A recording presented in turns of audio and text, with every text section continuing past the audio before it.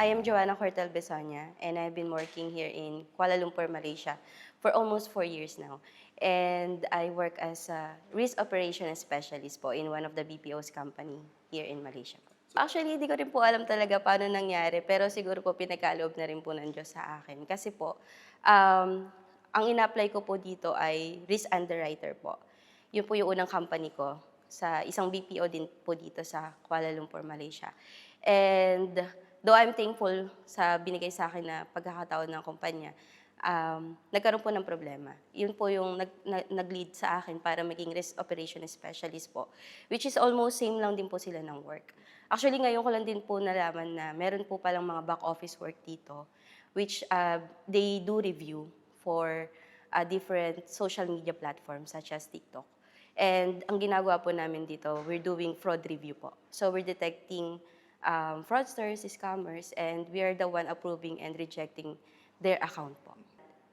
Yung kultura po kasi nila dito, they value yung mental health, which is for me good kasi as a expat, it's very hard po working away from family. And yung kultura po nila na they value your mental health. For me po, yun po yung positive na tinitingnan ko po working here in Malaysia po. The Filipino communities here in Kuala Lumpur always felt like a family away from home po. Nag-o-offer sila ng iba't ibang activities such as sports. And hindi lang po sports, tumutulong din po sila sa pag-develop po ng physical, mental, at pati sa spiritual na bagay din po. So, malaking tulong po yung mga Filipino communities. Actually, I become familiar with their smiles po during Sundays. Dito sa OWA Training Center, minsan nagmi-meeting po yung bawat Filipino community dito. And minsan yung bawat member din po nila ay nagiging estudyante din po ng mga training skills program na ino-offer po ng OWA. So, we are able to gather here every Sunday and to meet and to share our stories, but also to learn din po. Kasi po, there are a lot of training offered by OWA KL. I think Filipino excel and demonstrate professionalism po in every field we enter. So, and aside from that, we remain respectful and humble in spite of every achievement that we are able to earn. And ang mga Pilipino po kasi masayahin po eh. Bagay na parang ikinatutuwa din po ng bawat local dito kapag nakakatrabaho po nila yung mga Pilipino. Parang yung trabaho po, gumagaan kapag katrabaho ng mga Pilipino. Alam mo naman yung trabaho namin as a OFW, domestic helper, ang salary is maliit lang, no? Parang lahat ipapadala mo sa Pilipinas para sa anak. Kasi nagpunta tayo dito para sa mga anak eh. I'm thinking about the future of my children.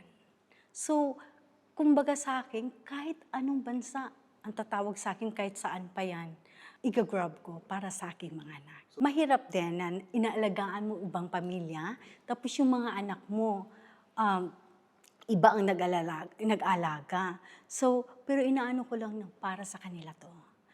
I sacrifice myself, they sacrifice also. It's both. So, lagi kong pinaunawa sa kanila, this is our life. So, kailangan tulungan lang. Mag-unawaan tayo. Yung amo ko, sabi niya, Neldy, you know, I really like you. Kahit sa long hours na nagtatrabaho ka, you always put smile in your face. Tapos napakasipag natin. Hindi na kailangan natin na, do this, do that. No, mayroon tayong initiative na ginagawa na lang natin. So, yun ang dapat pinapairal ng mga OFW na katulad ko. Yung OWA po dito sa Kuala Lumpur, nag-aano po sila ng mga trainings, free trainings every Sunday sa mga OFW. Kagaya po sa akin, nag-aral ako ng paggawa ng sabon, paggawa ng perfume, na ngayon nagiging business ko na pakunti-kunti. May mga orders na ako Pilipinas, dito rin po, meron na po. Meron silang baking, cooking, ang dami po. Yung Filipino community dito sa Kuala Lumpur are characterized with a strong sense of unity. Very friendly, very hospitable. Especially OWA. OWA kami lang dito. Kasi yung iba kasi pag di off mo, wala kang mapuntahan. So OWA is the house of the Filipino domestic or any of the Filipinos working here in Malaysia. They're open to us. For a foreign land, they always shock. How did I survive?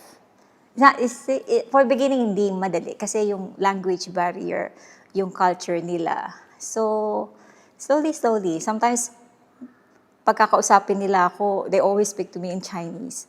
Kasi mukha ako Chinese. Sometimes, hindi mawawala yung, syempre, hindi ka local eh. So, trust is not there. So, unless you prove na talagang magagawa mo yung dapat mong gawin.